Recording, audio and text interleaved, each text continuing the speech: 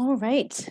Well, a very warm welcome to everyone. Thank you for joining us this afternoon in Stenton's Zoom space. I'm Laura Keim, Stenton Museum's curator, and it is my great pleasure today that we are hosting Thomas Price here to deliver this talk, Is She by Gustavus Hesselius, uncovering the portrait of Sarah Logan Norris. And I'll start first by introducing Tom. Thomas Price is a third-year PhD student at the University of Delaware, studying 19th century American art.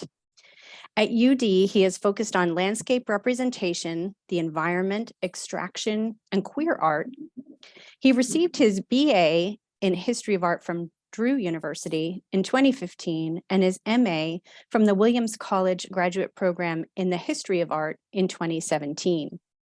Before starting at Delaware, he was the Curatorial Assistant for American Art at the Hood Museum at Dartmouth College, where he co-curated the exhibition, This Land, American Engagements with the Natural World.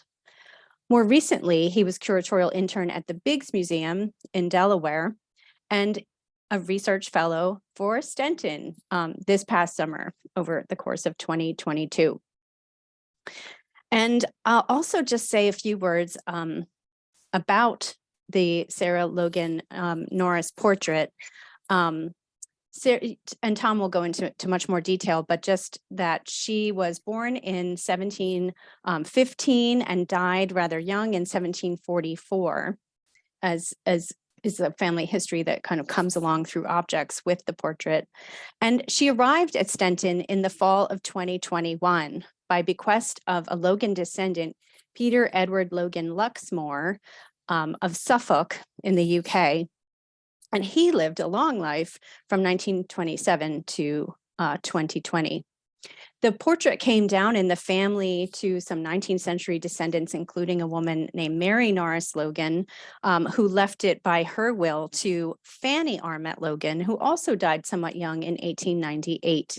And it transferred to her sister, Jane Caroline Armet Logan, who was married to a Brit. And so that's the point at which the just sort of around the turn of the 20th century that the portrait went to England and was there during World War II and saw history from a different transatlantic perspective for quite some time. So I should also say that, Tom's bio says that he focuses on 19th century American art. So we took him on this little detour to study 18th century American art through portraiture, and that this has really, broadened and deepened his foundation in American art. And this was a fellowship with Stenton and the Center for Material Culture Studies at the University of Delaware, and grant funds that supported his work specifically came from the Colonial American Alliance. So Tom is going to talk with us for about 40 minutes using his PowerPoint, and that should leave plenty of time afterwards for questions. And if you would put those in the Q&A, as they come. And you're welcome to also use the chat. Both features are active. We will look forward to having hopefully a lively discussion with Tom afterwards. So again, thank you all for joining us today and tuning in. Tom, I leave it with you. Great. Thank you so much for that generous introduction and for kind of your overview and explanation of the project. So good afternoon, everyone. I'm excited to be joining all of you for, as Laura told you, what is really the culmination of my research for Stenton last summer. Before we dive into objects and materials, I want to start with a land acknowledgement, particularly since the topic of my talk today rubs up against the early colonization of the Delaware Valley. Both I and Sarah Logan Norris, along with other members of her family and the surrounding community, occupy the lands and waters of Lenapehoking, the ancestral homeland of the Lenni Lenape people. Stenton's founder, James Logan, as I think many of you know, was the secretary of William Penn, and later both a representative for Penn in the colony and an important politician in Philadelphia during the early 18th century. Logan's involvement in the colonization of Philadelphia and Pennsylvania more broadly produced the wealth and land ownership that form an important backdrop for our talk today. Logan is undoubtedly a complex figure, as we will see, and his relationship to native tribal leaders in the Lenape are a crucial part of that. And with that, let's move back to the early 18th century. So in late March of 1733, James Logan wrote a very lengthy letter to his brother William, who resided in the important coastal trading city of Bristol, England.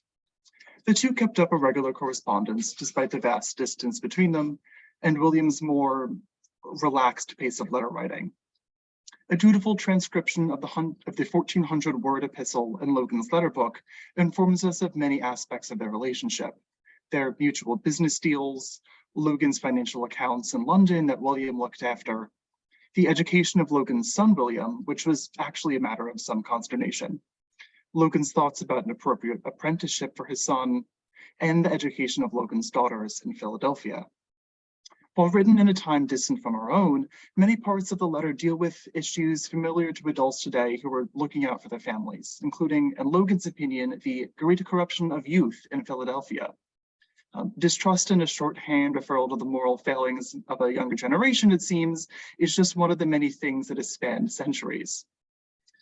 The most fascinating part of this letter, though, and the part we are most concerned with today, comes in the opening paragraph. About 10 or 12 days before, Logan tells his brother, he was pleased to receive several new letters, along with 2 painted portraits of William Logan and his wife, Anne. And I'm sorry for the poor quality of these photographs. I don't have better ones. The gift is a remarkable one, really, and Logan is clearly moved by it, telling his brother that a more acceptable present than these, it could never have entered thy thoughts to send us. The 2 works were certainly a handsome gift in financial terms, and a thoughtful way for William and James Logan to maintain the familial relationship while on either side of the Atlantic. I never knew my sister in person, James reminds his brother, referring to his sister-in-law Anne, and so is grateful for the opportunity to cast his eyes upon an important member of the family. This record of a gift is also important for many reasons, as we will unpack over the coming minutes together. Primarily, though, it suggests to us the importance of portraiture during this period and the profoundly personal role it could play. James Logan discusses the 2 gifted portraits for several more lines, commenting on the felicity of the artist's hand in some areas and his deficiencies in others. In truth, Logan's comments here are sophisticated, and it's clear that he had informed opinions about the topics of portraiture and art more generally. He concludes this section of the letter then by informing his brother that, while Philadelphia is home to its own portraitist, it is unlikely he will be able to return the favor of shipping family portraits. This section of the letter is worth quoting at a bit more length, as it casts a very important light on the topic of the remainder of my talk. Yes, here we go, which is the portrait of Sarah Logan Norris, which dates in the mid to late 1730s and is likely painted by a man named Gustavus Hesselius. In just a few lines, then, Logan tells us rather a lot about portraiture in early Philadelphia and how it aligned with the values of elite Quaker families. And he writes, "We have a Swedish painter here, no bad hand, who generally does justice to the men, especially to their blemishes, which he never fails showing in the fullest light. But is remarked for having never done any to the fair sex, and therefore very few care sit to him. Nothing on earth could prevail my spouse to sit at all, or to have hers taken by any man, and our girls believe the originals have but little from nature to recommend them, would scarce be willing to have little, if any, ill-treated by pencil the graces never favored, and therefore I doubt we cannot make you the most proper return for so obliging a present." Portraits of Logan's wife and daughters, it would seem, were entirely out of the question. And yet, the portrait of Sarah Logan Norris was made in the time, or in some years directly following this letter, which raises the questions: why the change of heart? What purpose might a portrait such as this serve both Sarah and the family? And what stories does it tell about the Logan and Norris families and the early histories of Stenton? The rest of my talk today will focus on answering these questions, and will justify why we think Gustavus Hesselius painted her portrait, I will discuss the importance of portraiture in the 18th century, its social functions, and its place in early Philadelphia society, before commenting on the Logan family more specifically and contextualizing this painting within their complex family dynamic.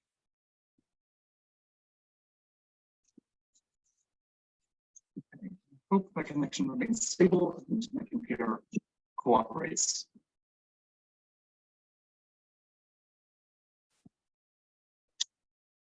So part one, the portrait. Sarah Logan Norris, born in 1715, was the eldest child of James Logan and Sarah Reed Logan. The daughter of an elite Quaker businessman and important politician in colonial Philadelphia, Sarah was educated and would have been raised as a lady of standing in society. Indeed, we know that she studied needlework at Elizabeth Marsh's school in Philadelphia, and sewed this banded sampler in 1725 at the age of 10. Samplers like this would have followed patterns set by the instructor, Elizabeth Marsh in this case, and Sarah's work shows definite skill, with both a steady hand and the ability to insert fairly significant detail. Sarah also received a less formal education from her father, who was himself quite erudite and something of a scholar. Archival records tell us, for example, that she knew both French and Hebrew. After reaching adulthood, Sarah married a man named Isaac Norris, the son of another prominent Quaker businessman. The couple had 4 children together between 1740 and 1744, with their 2 daughters, Mary and Sarah, living to adulthood. A difficult pregnancy and childbirth with her last child, Sarah died in 1744 at the age of 29. The portrait of Sarah Logan Norris marks a transition into a new stage of her life. As you may have noticed, I've been coy about assigning a particular date to the work. Similar to most paintings produced during this period, it is neither signed nor dated. This means that we need to rely on stylistic and archival evidence, among other things, to agree on even basic facts about the painting. To start, we do know that it depicts Sarah. While Stenton only acquired the portrait recently, as Laura mentioned, its existence has been historically documented, and it was held by descendants of the family. Dating the portrait to a specific year is a bit more troublesome, but it was likely made between about 1735 and her death in 1744. Portraits were most often commissioned to commemorate major life events, though, which leads us to a narrowed period of 1735 to 1739.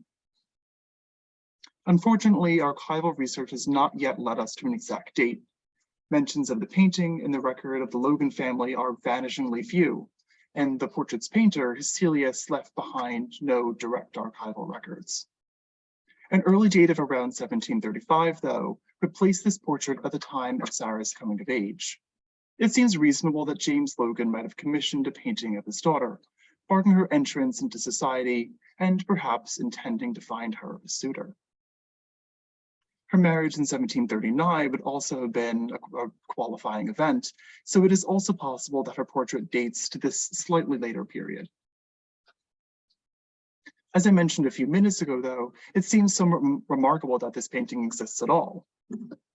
If we take James Logan's letter seriously, Sarah Reed Logan and her daughters seemed pretty dead set against the idea of having their portraits taken, since Hesselius, the Swedish painter that Logan refers to, had little experience painting women.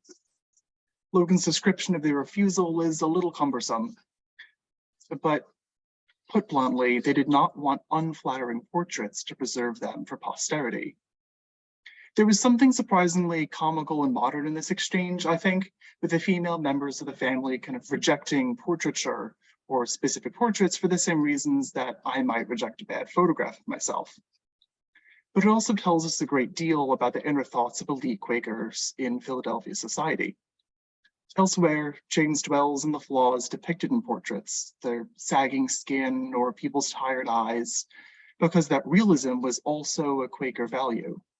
Idealized portraits were a marker of vanity, and so James commends the artist for exhibiting human flaws, while also making a pleasing portrait. It is notable then that the women of the Logan family were hesitant to have their portraits made for exactly this reason. What if the artist showed their flaws and made them look unpleasing? Perhaps it was better then to have no portrait at all. Part 2, portraits as things. And I turn here to an image of the Verplanck Room. It's currently in the Metropolitan Museum of Art, but it comes from a mansion in upstate New York in the Hudson Valley, dating from 1767. This exchange about the appearance of portraiture, summarized in Logan's letter, opens a window onto the general importance of portraiture in 18th century society, particularly for its wealthier elite members. Indeed, the casual nature of discussion in Logan's missive belies its true significance in colonial America. And I'm just sticking to British America here, though portraiture is also very important to kind of Euro-American society quite broadly. Portraits are much more than representations of individuals, such as a likeness sent from one family member to another to elicit fondness or to close the physical distance between them, though they certainly operated in this way. Instead, it is helpful to think of portraits as things that communicate different values and ideas about the people they represent. Painted portraits were status markers of the elite, attainable only by the wealthiest class of individuals. During this period in Philadelphia, a portrait bust of approximately 30 by 25 inches would have cost on average about 5 to 8 British pounds. This was no small sum of money, as a large piece of case furniture or a moderately sized silver teapot would have cost about the same. By price alone then, portraits ranked among the finer objects that one could purchase. While Stenton would have been nicely appointed with furniture, the average household would only have been able to afford 1 or 2 large pieces, which would have served a variety of purposes. When thought about in this way, in terms of what they practically offer a family, portraits stand out even more. They don't hold things, they don't serve tea to family or guests. They don't kind of do things in the same way that other household objects function. Their purpose is more aesthetic or more metaphorical and iconic. Portraits are expensive objects that are meant to be looked at, not touched. In fact, we can even argue that they don't have a practical or monetary value at all. And that I know that might sound strange after belaboring how expensive they are, but it should make a bit more sense when we think about their resale value. A silver teapot, for example, will generally be worth the same amount of silver that was used in its construction, and a piece of furniture might depreciate in value based on its condition, but it is still worth something. It can still be sold to and used by someone else. But a portrait doesn't have a resale value. It was never made to be resold in the first place. In fact, we can see this on probate inventories, including those of the Logan and Norris families. While individual items and monetary assets are laboriously listed, the portraits we know exist and were certainly located in their houses are nowhere to be found. This makes tracing the ownership of portraits frustratingly difficult, but it also tells us that they were not saleable financial assets. And were never thought of that way. This means, a little astonishingly, that portraits were expensive items that were essentially valueless upon their completion. So why commission a portrait in the first place? Was it just kind of a lavish display of one's wealth? In a very oversimplified way, the answer to that question is yes. Portraits were displays of wealth, but they are, of course, more complicated than this. After all, James Logan's lavish estate, Stenton, located in what was then the countryside beyond Philadelphia, was certainly a more ostentatious display. Its 3-story, 5-bay facade set up on a small hill is both gently welcoming and a little bit imposing. It's a building that dominates the landscape around it. And for Logan, it was both a home and a place of business, where he could write his voluminous correspondence and welcome guests and dignitaries. Stenton is a home that says something about the importance of its owner. And portraits communicate something similar. They tell us, their viewers, things about the people they represent and about their owners. An example by another artist might help to explain the ways in which portraiture communicates wealth and standing in society. This is Robert Feek's Isaac Royal and Family, a large group portrait that dates to 1741, so about the same time period as Sarah's portrait, although we've moved up to Boston here. Depicted here at the somewhat tender age of 22, Isaac Royal, standing on the right, had recently inherited his father's estate and business, which included a mansion outside Boston, a plantation in Antigua, and 18 enslaved Africans. His father's death, in other words, instantly made him one of the wealthiest men in the colony of Massachusetts. And if we somehow saw this portrait in the 1740s and didn't know who Royal was, the portrait communicates his wealth in a variety of ways. Royal is shown as a man of means. He's exquisitely dressed in a long red overcoat and matching breeches. His vest is black and trimmed richly with gold embroidery. He also wears a long powdered wig, which we can see cascading down his back. He's really the very picture of a gentleman, erudite and up to date in his fashion trends. Similarly, his wife beside him is dressed in a blue gown, its shimmering fabric, perhaps intended to be silk. An exquisite carpet covers a table in front of the group, an item of considerable luxury that also suggests Royal's international connections and access to the global trade market. It's an important detail because it helps frame Royal as not just a rich colonist living in the Boston area, but as a rich British subject, whose position is on par with that of similar men in England. Beyond wealth, then, the portrait indicates a level of social refinement. Royal is posed in a position not of Feke's imagination, but one that mimics British portraiture traditions. Similarly, the women are shown not in actual dresses, but a type of costume common to portraiture. Isaac Royal and family, as such, are not shown as Boston elite, but as transatlantic elite.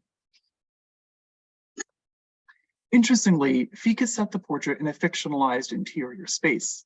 Notice the windows in the center and on the right-hand side. So its location, it would seem, would be Royal's house. This is fascinating to me because it realizes the connection between images of wealth and the landed elite. You see, the walls that the portrait hung on are, in some ways, quite important. They establish that connection between the subject and their actual physical place in society. They contextualize one another. Feke has made it abundantly clear that Isaac Royal is one of the leading men of Boston, but it would have been even more obvious if we saw this hanging in his house. The two things reinforce his family's place in society. To summarize briefly then, portraits tell us about the sitter's personal identity and relationships, as well as their wealth and standing. Portraits were also very expensive objects whose worth was primarily non-monetary. And portraits were status symbols that communicate and reverberate across generations. Returning to the Logan family and Stenton might help us make this last point clearer, that they reverberate across generations and potentially, as I think we can see, across distances too. Remember that William Logan, James's brother, sent his and his wife's portraits to Stenton in 1733, which is just 3 years after the mansion had been completed in 1730. The gift, as we discussed, was really handsome and moving, though I think we can also argue that it served a dual purpose. More than just tokens of a brother and sister-in-law, the portraits established a family connection that spans both sides of the Atlantic. They tell both the Philadelphia-based Logan family and their visitors that the Logans reached across both sides of the ocean and established a dynastic legacy that makes it visible for us to see. This intergenerational dynamic, too, is vital. While we might assume that portraits are most resonant around the time they are made and only function as mementos after someone's death, this isn't quite the case. To the contrary, portraiture was a fundamental part of representing intergenerational wealth, power. Your ancestors, whose wealth might have built your home or bought the land of your estate, is vital to your own identity. Your father or grandfather's portrait might hang on the wall not only as a way to remember them, but also as a way to honor their legacy. As mentioned previously, portraits don't really have a resale value because they weren't supposed to leave the house. Indeed, selling a portrait for money would be tantamount to kind of the failure of the family. Portraits then are a point of pride, a tradition to live up to and to carry on.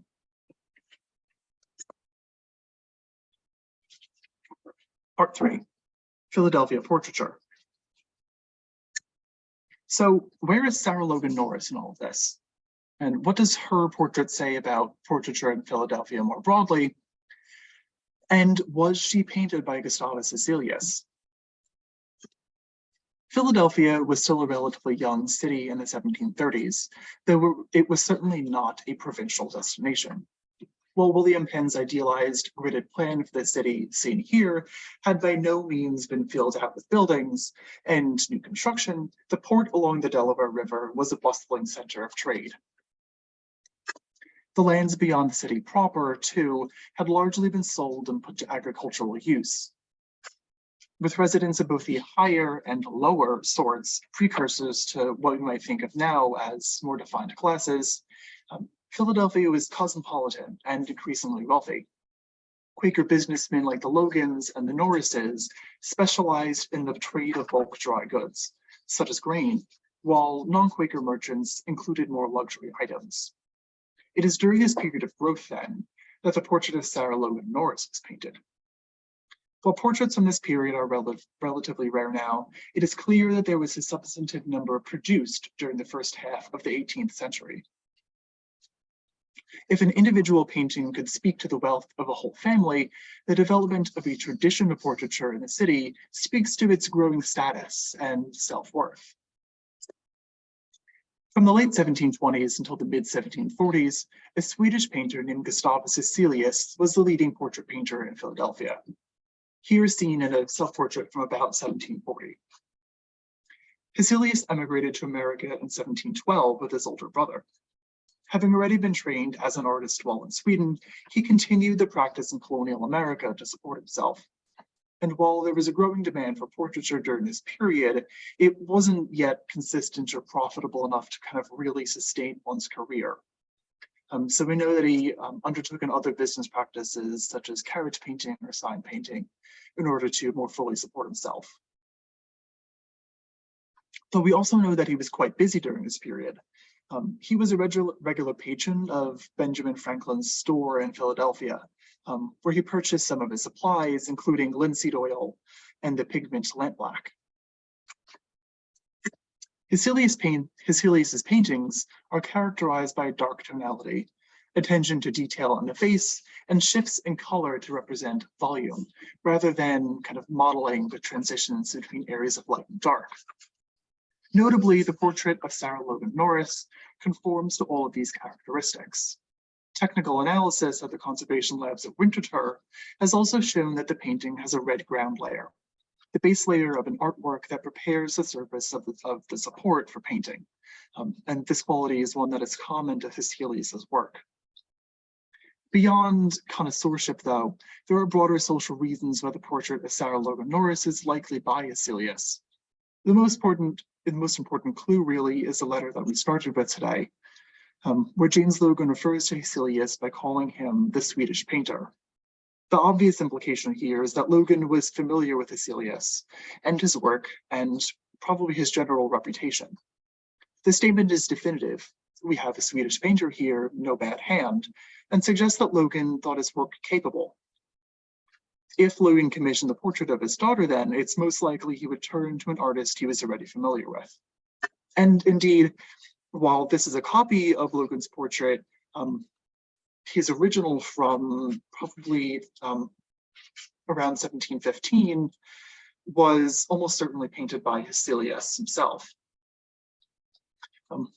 Moreover, while we do start to find advertisements for artists during this period, reputation by word of mouth was really the most important way that artists built their reputation. So recommendations to personal friends or business contacts was how many artists kind of received most of their work.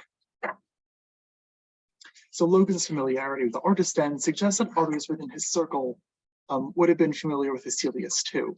And the Swedish painter, Hesselius' status as the most important artist in Philadelphia would have made him like an enticing individual to have your portrait painted by. It would help cement one's status within like social environment of Philadelphia.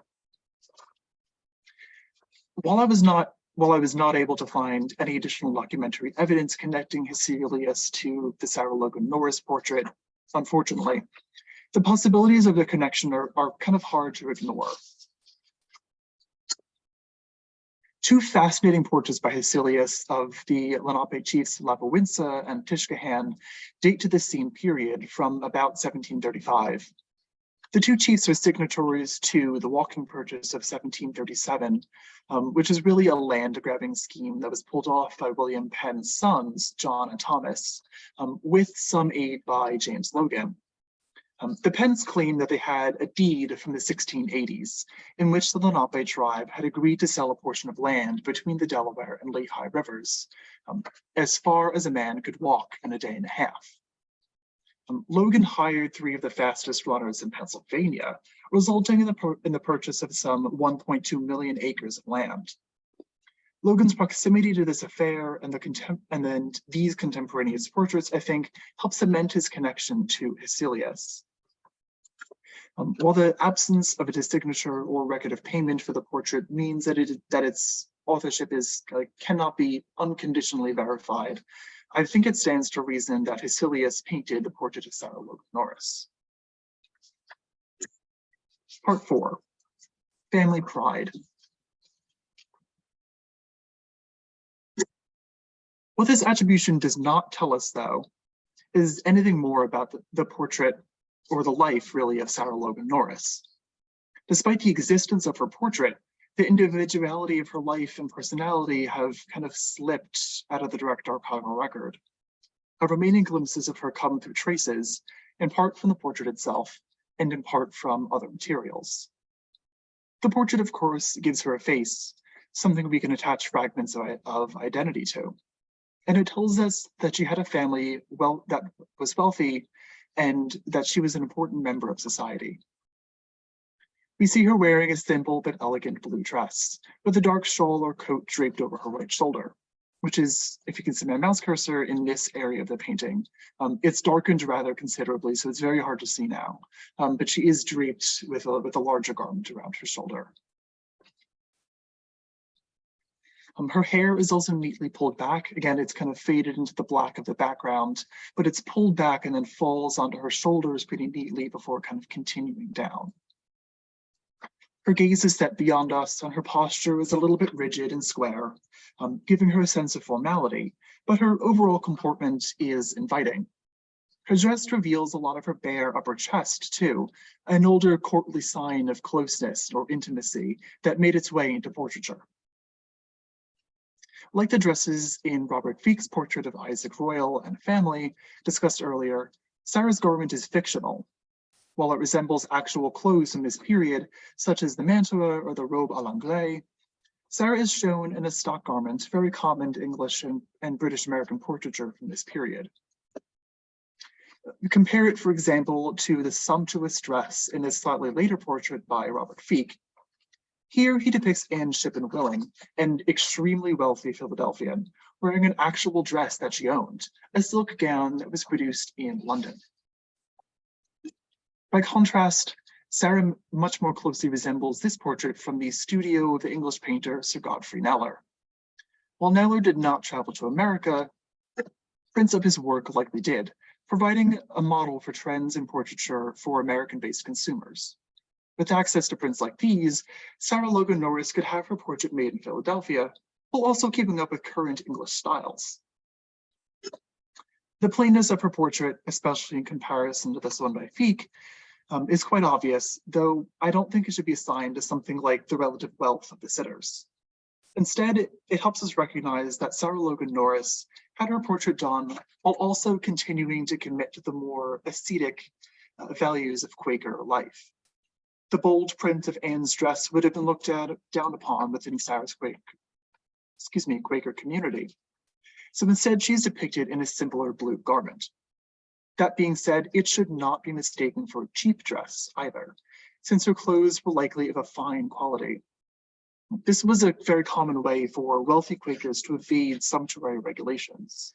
Highly decorative objects were frowned upon, So while someone like James Logan might have owned a relatively unadorned chest of drawers, he could also show off his wealth by using the absolute finest materials. While using stock elements then, the portrait of Sarah Logan Norris actually tells us a lot about her, her family, and her community. The remaining aspects of her identity are, unfortunately, relegated to bits and pieces, such as this small shell box bearing her initials and life dates. Other things tell us a great deal more, such as her and Isaac Norris's wedding certificate, which is owned by Stenton and preserved at the Library Company, Philadelphia. It is quite faded now, so it's hard to make out, but its text certifies their marriage and testifies to the mutual commitment to one another. Below it are the signatures of more than 50 relatives and Quaker community members, and a smaller, later inscription details the birth of Sarah and Isaac's children. Sadly, many of the other moments in which we catch glimpses of Sarah revolve around her untimely death and the birth of her second daughter in 1744. Isaac Norris's account book, for example, lists the various items that belong to her, a gold thimble and a gold chain and locket, among other things. She's also mentioned on occasion in letters, such as those between Isaac Norris and William Logan in England, with Isaac Norris updating his father-in-law's brother about his life before kind of continuing on to financial business. And as expected, her memory is most poignantly preserved in letters from Isaac Norris directly following her death. In a moving letter that Isaac wrote to James and Sarah Logan, he eulogizes his late wife and recounts their close relationship. He says, "I have lost an excellent woman whom I loved and whose exemplary conduct and unblemished life were her own comfort and an honor to me. Our early resolution of suffering no uneasiness to remain upon our minds without an immediate explanation kept us as happy as human felicity would allow. I can truly say we never had any differences which we have not mutually confessed we wished should have happened for the tenderness of our reconciliation. The disparity of our years made it reasonable for me to expect I had a companion for my life, but it has pleased God to order it otherwise, and in the course of his providence, he has dissolved our contract as far as it regarded her. What remaining is due to her memory and the pledges of her love which she has left." I'm a little hesitant to end by dwelling on Sarah's death, as I do think it's a bit of a strange way to understand her life, but I also think it's important for a number of reasons. The first is that these instances around her death are some of the most telling remembrances of her. Reading this and other letters in the archives at the Historical Society of Pennsylvania, it is abundantly clear that Isaac was really profoundly in love with her. There is a pronounced ripple after Sarah's death. Isaac's correspondences break off, for example, and his normally fastidious account book becomes empty for months on end. While these things don't tell us about Sarah's personality, they do tell us about the effect she had on other people and how highly they thought of her. I also feel this is an appropriate place to begin concluding today because archival evidence was a core theme of this broader research project, and because the absence around Sarah's life is really defined by it, at least in my opinion. Archives are tricky things, really, and while the documentation of the Logan and Norris families is honestly a little bit overwhelming, it only tells us the complete story of a few people. Other sons and daughters, paid and enslaved laborers, are encountered only briefly, often in passing references whose full context is lost to us. And so while portraits are intellectually complex objects, which construct aspects of personal and social identity, they're also vital objects that help us bring the past into the present and help us return life to those long dead. Sarah's death also has an auspicious place in Logan family history.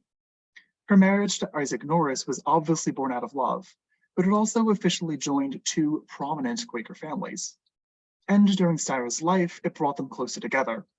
Both Isaac Norris and James Logan, for example, were bibliophiles, with the older man having really an extremely extensive collection of several thousand books. Before Sarah's death, Isaac began the long-term project of cataloging his father-in-law's collection. An overwhelming task, not the least because Logan's buying habit only seemed to increase with age. But Sarah's death in 1744 changed all of that. By the end of the 1740s, James Logan's health was steadily declining, and it became clear that he was approaching the end of his life. It is at this point that a serious falling out occurred between James and Isaac. Despite numerous letters and other archival records, the exact nature of the dispute is not clear to us today, but it likely has to do with James Logan's will and Isaac feeling as though Logan had broken promises in regards to Sarah's dowry. There is not much, or I should say, the opposite, there is a lot more to say here, but it could kind of be its own lecture. The long and short of it, though, is that the relationship grew frosty, to say the least, and Isaac would eventually go on to sue the Logan family over James' will. Amid the more melodramatic qualities of this saga is the very real fracturing of the Logan family. James Logan's son, William, captures this perfectly in a 1760 letter to his sister, Hannah. And for just a little bit of background here, Hannah married a man named John Smith in 1748, and they moved to Burlington, New Jersey, which is about 20 miles away, close. She kind of seemed to break off contact with the rest of her family and became somewhat estranged from her brothers. So noting that he has not heard from her in 4 months, William asks her, "Where is thy affection? Is it entirely gone and worn out by absence? For my part, I blush to think of it, and to tell thee the truth, I'm often affected with the thought of it, and at times find some mixture of resentment on the occasion. It puts me often in mind of what I told thee about the time of your removal to Burlington, that I greatly suspected that as I had the unhappiness to see my eldest sister's children, that is, Sarah and Isaac's daughters, brought up strangers to our family, I should also see my other remaining sister's children brought up as great strangers to each other." I quote this at some length, frankly, because it's astonishing. James and Isaac's letters become frigid, but they retain key aspects of formality. William here, though, is really pleading with his sister, obviously distraught at seeing his family broken apart. First, Sarah died and her children were not raised with the Logans, and now Hannah is becoming a stranger to her own family. Sadly, whatever differences led to this point were seemingly never resolved. And so, within the decades after Sarah's death, various members of the Logan family had drifted apart. More happily, this is not quite the end of the story. Several generations later, descendants of Sarah and Isaac on the one side married descendants of William Logan on the other, reuniting the Logans and Norrises at Stenton. Seen in this light, Sarah's portrait becomes a conduit for family history, capable of telling and evoking stories far beyond her own short life. While reunited with other members of her family at Stenton, Sarah's portrait can hopefully shift a certain family narrative away from death and towards the vitality of life at the house. In a broad sense, this painting is a fascinating case study because it complicates the common tropes of 18th century portraiture. Portraits instill an intergenerational sense of wealth, status, and authority. They become family heirlooms, with ancestors playing an active part in a family's identity and legacy. Sarah's portrait, for example, communicates the new wealth of the Logan family and their ties to the Norrises. But what happens when families split apart? Portraits lose their power when wealth and standing diminishes, but that's not quite the case here. Instead, we see the Logans retain their importance, even while the extended family becomes less cohesive. And perhaps appropriately, we lose track of Sarah's portrait until it shows up about 140 years later, gifted to Frances A. Logan and Mary Logan Norris's will in the late 19th century, on account of Fanny's apparent resemblance to the portrait as a young girl. It is only when the financial and more capitalistic incentives around portraits become mute that Sarah is herself that finally begins to emerge again. Thank you.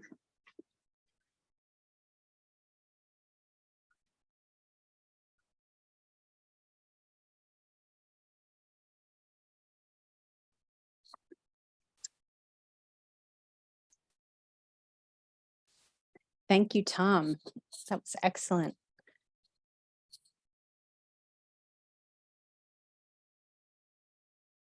And we do have a couple of questions that have already come in. The first one is, and maybe we have to both answer this a little bit. Has or will this painting been conserved? That's an interesting question, because there has been conservation on this painting through a long kind of span of history, at least going back into the middle of the 20th century. So work has been done on this in the past, though, and Laura can speak to this more depending on Stenton's plans. There might be more conservation in the future, at least to kind of help stabilize it. It is luckily in pretty good shape, meaning that it's not, while it's very old, it's pretty stable, meaning it's not going to fall apart anytime soon. But it's probably been the victim of a little bit of over cleaning.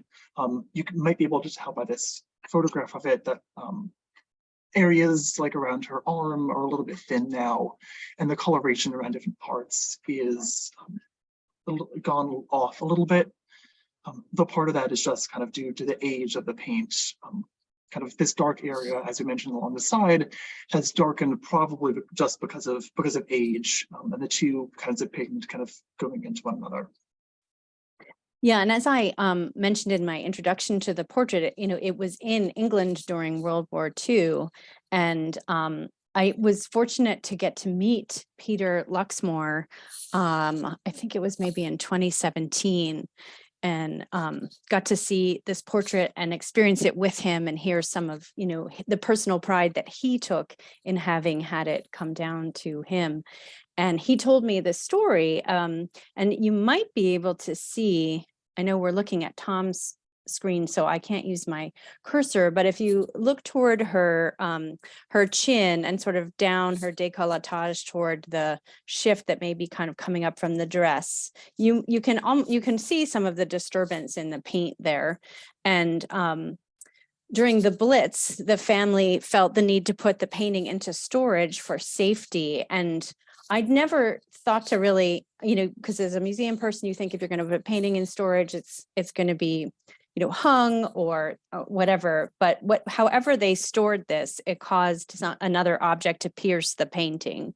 And so that was definitely restored. And Tom and I took the painting to Winterthur in the summer and met with conservator Matt Cushman, who very kindly took a lot of time with us to explain the condition of the painting, as well as let us look through his microscopes and so forth at the surface. And do you remember, Tom, the name for the backing that is part of its kind of, British heritage that was probably put on in the early 20th century? I probably have notes somewhere, but I'm forgetting offhand, because I believe he said it's not like it doesn't have like a wax underlayer to it, but other than that, I'm forgetting what he mentioned specifically. Yeah, but it was part of his sort of saying it's interesting to see this backing because it is a common type that was put on in England. And he said it was very stable for the moment. And he also, sort of poked at the canvas and watched areas of the paint to see whether there was any response. And he felt that overall the painting at the moment is quite stable, but there are enough little spots of flakes that have come off where we could see this red ground that Tom mentioned, and maybe part of being able to say that Hesselius or a European trained artist would have painted it. And so Matt's overall assessment was that this is stable for the moment, pay attention to it. It's newly in our environment at Stenton, whereas it, was in the English climate. So it's, I'm sure has made a bit of an adjustment being here. And currently we do have it hanging on an exterior wall. So it's something we do keep in mind that, exterior walls are a little more susceptible to moisture changes and things like that than interior walls. But some of that is part of just the way furniture placement works out here. And we also use old hardware when we can to hang things. And one of my own questions to you, Tom, is also, you and I think discussed this, but I very much rely on probate inventories for knowing what was in various rooms at Stenton. And, your discussion about how these things essentially have no value as far as resale is concerned is interesting, because that question of where did they hang, other than historical hanging apparatus that is still in the house, you know, we really don't know. And I wish we had more clear understanding of all of that. Yeah, and it's a difficult question to answer, really, because Stenton was so both public and private. So it could have physically been located if it hung at Stenton specifically in a number of rooms, right? And scholars have also talked about portraiture as both kind of being for a somewhat public audience, so meant for the people that James Logan would have had visiting him, but also something that was intimate and really for the family's consumption. So it would also make sense for it to potentially not be in a room that was used more publicly. Yeah, and interesting. There's a comment from an audience member who says, "Tom, great presentation, beautifully organized. Very current museum exhibits have men's paintings showing up in bedrooms, etc. But it was more customary to have men in the public rooms and women in the private." So I don't know if you can speak to that comment. Yeah, I think in terms of Stenton specifically, we know that the upper story bedroom, if I'm correct here, was also a bit of a public space as well. So it's a very large room that has space for a bed, but also plenty of space for meeting and sitting areas or meals that could be taken up there. We have more strict kind of associations with functions of room than they had during this period.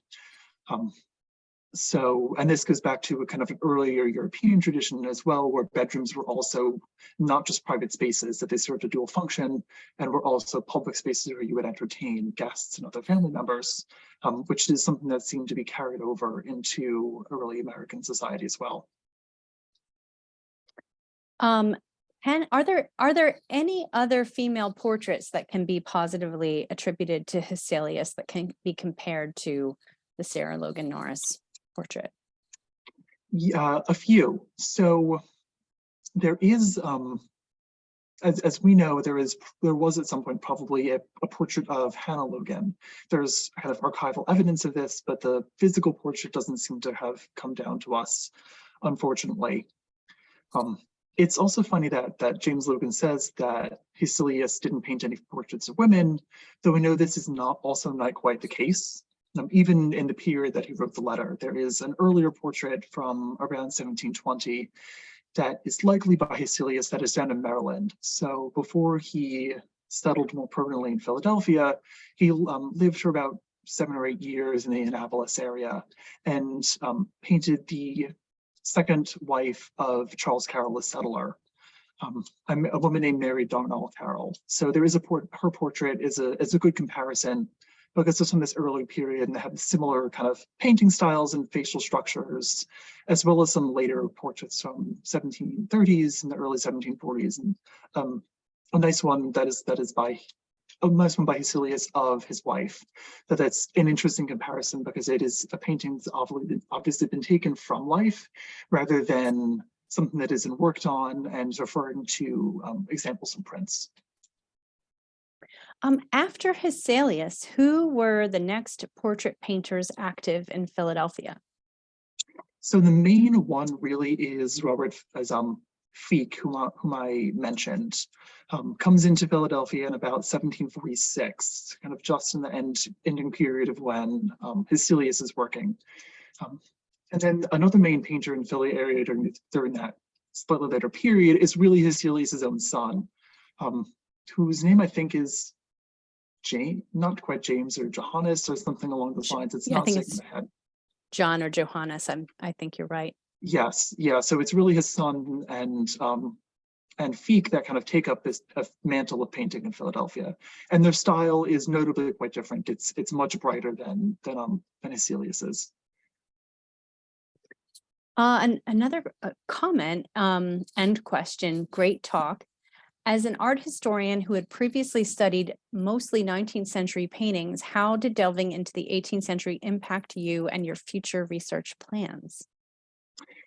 That's a lovely question. Well, I'm also used to working in archives for 19th century art. They're in some ways kind of even more vital during this period. as a kind of gloss over, archives are really interesting because they tell us lots of things, but also tell us things that we can infer things because of what's not in the archive as well. We do have a lot of material sometimes, but then not everything survives, and not everything was deemed to be important enough to be kept around. So this notion of how archives play into telling stories and creating history has been pretty informed by this work in the 18th century. I think art and paintings were also kind of thought about a little bit differently in this earlier period. There were slightly more rarefied commodities than they are in a later period. And so the kind of their place in the home is interesting to think about, or they're not as publicly viewed objects. There are things like art galleries at this period, at least in early America. So thinking about how people would observe and interact and think of painting specifically is interesting, and definitely will impact kind of future developments and thoughts. And then there's a question about two portraits hanging in the Delaware Museum. Maybe you'll know what this means, the Delaware Art Museum. Christina Stalkop and Eric Bork. Have you seen them? I have been to the Delaware Art Museum, but these specifically, at least by name, are not ringing my bells. I do have a fairly large number of kind of comparative paintings kind of saved on my computer, but they're definitely two to come back to. So I appreciate the recommendation from Sandra. Well, at the moment, that seems to bring us to the end of the questions in the Q&A. And I was just going to, before we close, mention that for those who are interested in this early portraiture, Stenton also has original portraits of Sarah's brothers-in-law, Samuel and Charles Norris.